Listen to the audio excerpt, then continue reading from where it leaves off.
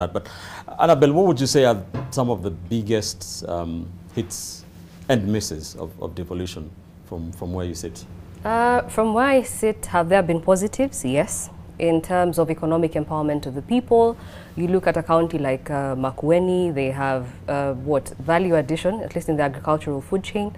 So we're talking about them processing their mangoes for their mango puree. Recently, they started doing juice.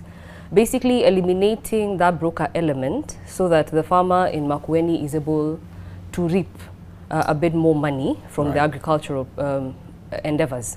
So I would say those are some of the wins. You look at counties like Nyandarua, you have the agricultural extension officers really going out there and educating that farmer. So those are some of the wins.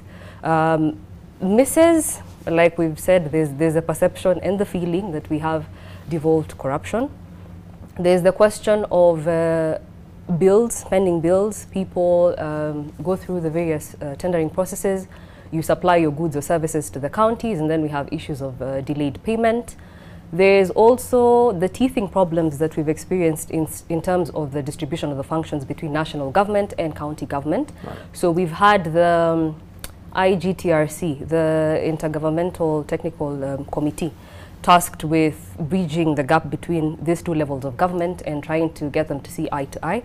Have they made progress? Yes. They got the county governments to submit all their pending bills and to work out a plan in terms of how they were going to sort that out. But among others, the question of the functions is still something that is bothering us. And up until it is conclusively resolved, I still expect we're going to be seeing tussles between national government and county governments. All right. Anna, what's your take on this issue for starters? I think for starters, for me, I think devolution has taught us that we can actually achieve the 2/3 gender rule, Article 27(8), without a lot of problems.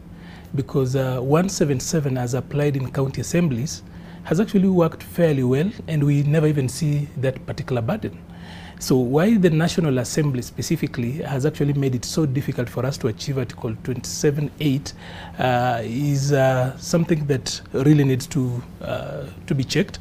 But for me, that is actually a very big one, that we've actually achieved gender parity at that particular level without a lot of struggle. Of course, the argument would be that Article 177 is express and there is no room to play around. But for me, that is a plus. The other bit is that we've demystified power. I'm trying to look at it from the macro level. Long time ago when Nairobi was power and everything else had to come from Nairobi, there was too much inequality and inequity.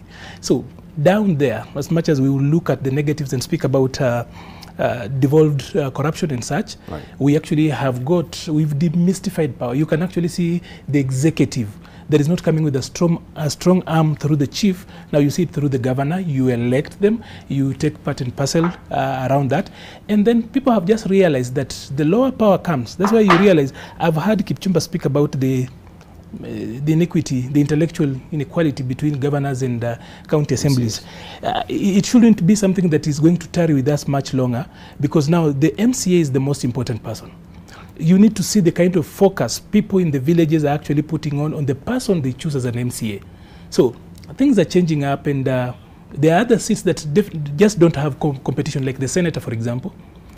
There's not so much competition around there, as opposed to an MCA and a member of parliament. But do you think that there are lessons learned with those tussles between the county assemblies and the county governments, where we had reports of county governments and governors being blackmailed to do some certain things? If they are not, they are blackmailed with impeachment and so on and so forth. Have the county assemblies, has the quality of county assemblies, is it going to improve to such an extent that we won't see such in the next cycle? We will still see that, because I consider that as a teething problem.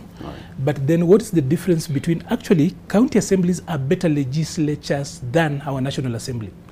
I have said that I think that the 11th and 12th Parliament were just directorates of the executive. They never were an arm of government in the strictest of senses. If you look at county assemblies, they actually are stronger legislatures. They've been able to stand up to governors. Even if you call that manipulation and others, they actually have been able to speak out more loudly than the National Assembly has actually behaved on the 11th watch and the 12th watch. So we will still see that. But the county assemblies are actually getting much better.